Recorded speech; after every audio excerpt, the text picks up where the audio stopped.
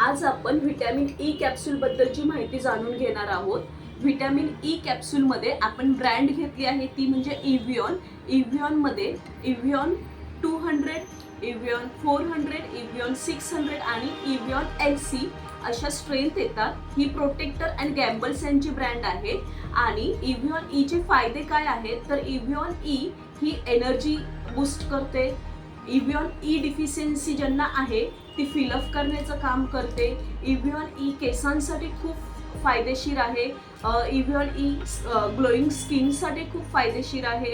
इव्हियॉन E ही powerful antioxidant आहे जी protect करते आणि रिपेअर करते आपल्या सेल्सला।